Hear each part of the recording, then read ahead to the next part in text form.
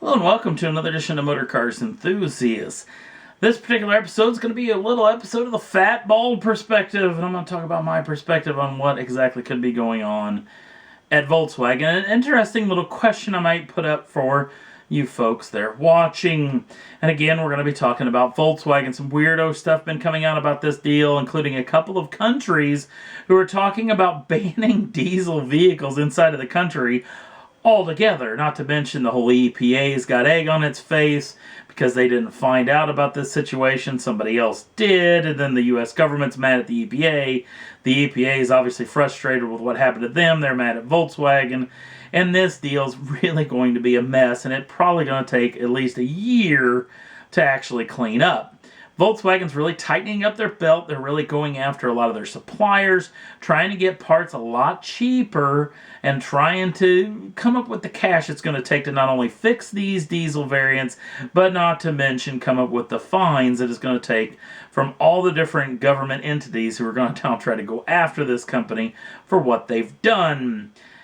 That being said, when this deal first broke, a friend of the show actually texted me and said, "Hey, what do you think if Volkswagen sold off some of the other brands inside of the company to help pay for this deal?" My instant thought was, nah, Volkswagen's got tons of enough money. Before I could even get that thought to even clear my brain, I got a return text from that same fellow who just came back and said, you know what, they've got money, they're going to be just fine.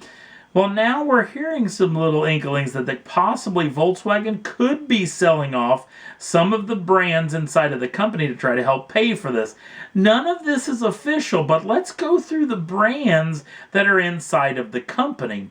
The biggest one right off the bat could be their heavy-duty truck brands. They've got 3 different manufacturers, including Scania and MAN. They could actually sell those brands off altogether and possibly make a pretty good chunk of change.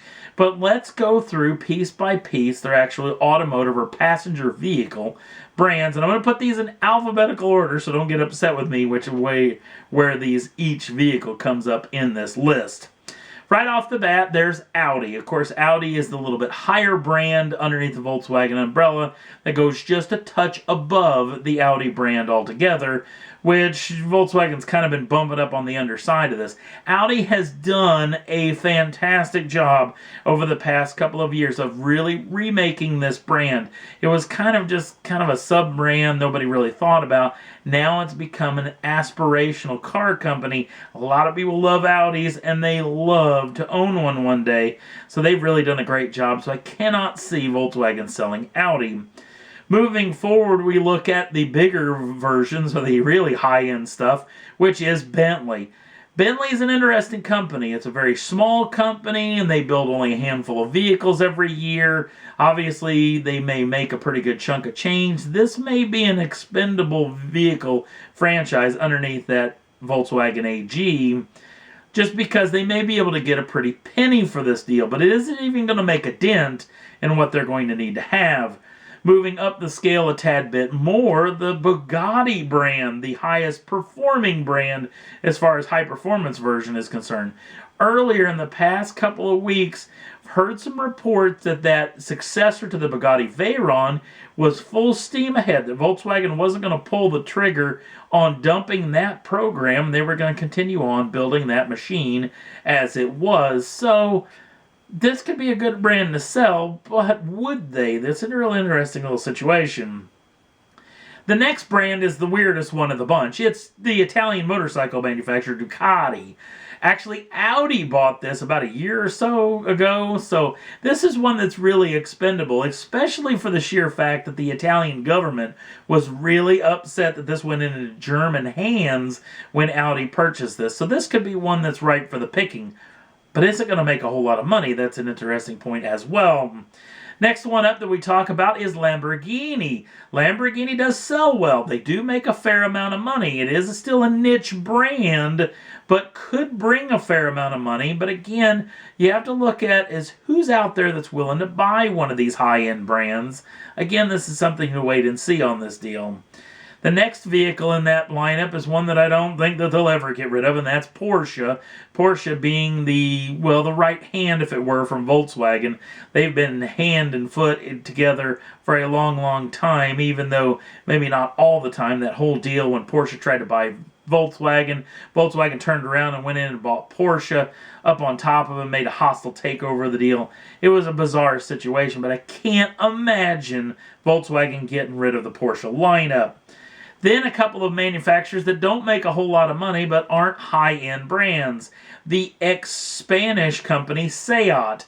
Seat builds very affordable automobiles, and they build them for definitely emerging markets in and around the world, even though they do sell in some higher-end markets as well. But this brand probably won't make a whole lot of money, but it still could be jettisoned to try to make up some cash. Another manufacturer is that Czechoslovakian company, which is Skoda. Another manufacturer that builds some low-end to semi-high-end, or I guess say mid-range vehicles that could be jettisoned off as well. But again, is this going to make a massive amount of money for this company? This is just something that's been rumbling through my head over the past couple of days, to think that what could Volkswagen do? Will they actually sell off one of these manufacturers, or will they just kind of continue on the way it was, try to find money in other ways?